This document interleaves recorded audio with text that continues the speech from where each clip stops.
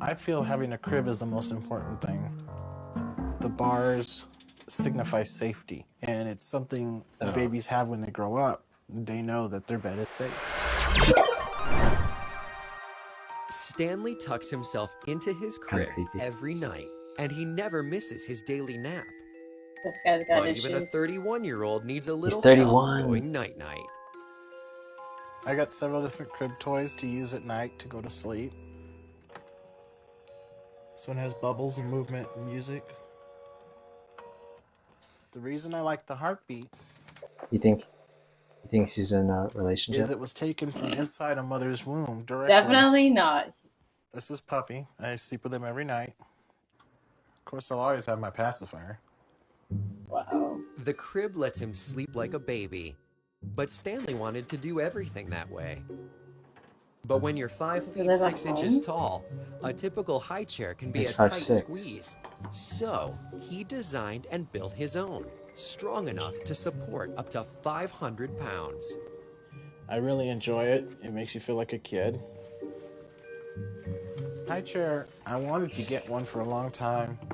The ones online are a couple This is like $1,000. worse than Peter I Pan. couldn't afford that kind of thing. Yeah, remember I made that I video. made Right? something that was simple with few tools that I had. So okay, Today, Stanley eats all of his meals in his high chair, and he has a so clearly he had like some sort of trauma, you know, in his youth or something in his sure. childhood, because he wants to continue living just his childhood, and regardless of what happened, like he wasn't supported effectively to become an adult. And remember, I made that video about like the Peter Pan syndrome, right? Yeah.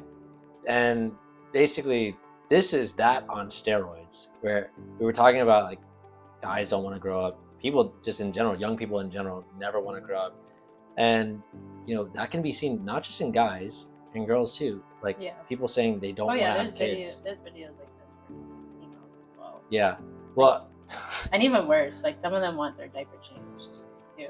So yeah, it didn't look like he had anybody who was like changing his diaper, but he set up is his so entire sick, house. though. Yeah, Like I don't know. It just reminds me of, remember the TLC channel? yeah, Yeah, it's like this is what used to be on TV and like when we were kids. Now this is just like on your social media and you get impulsive stuff like this. And you're just like, oh, like do some people feel bad for this guy? Like I guess you can have some form of like empathy for him because clearly, like you said, he's had some sort of I trauma. feel bad for him. Yeah. But it's like now we're just like accepting this. Like this is okay. That's what I feel like is happening. Yeah, With stuff like this. definitely. Like it's becoming more normal / accepted. Have some sort of like mental illness. 100%. But then not doing anything about it. Yeah. Like not wanting to change it. Yeah. Pretty messed up. It This is. guy's clearly never gonna have kids or a relationship. No, it doesn't look like it. I mean, you and any girls that would be interested? No.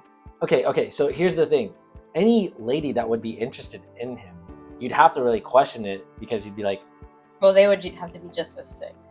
it would sort of seem like, pedophilia. Yeah, for sure. Like, because it's like, hey, you're interested in a guy who's pretending to be a child in every possible way, and not just a child. Like, he's wearing a diaper.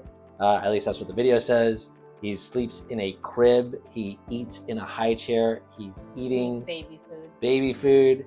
Do you think he eats real food? Like, actually? I don't know, but he's huge, so it's like clearly there's just so much instability on all levels. Yeah. So, okay. Gotta support your kids so that they don't do this, because otherwise, the way that, like you were saying, the way that the world is going, this is what kids are getting impulsed with all the time. And even there have been studies that show, like, hey, people watch TikTok, they start picking up the things that they're watching on TikTok. They start acting in that way. Yeah, exactly. And it happens just like it's like a commercial.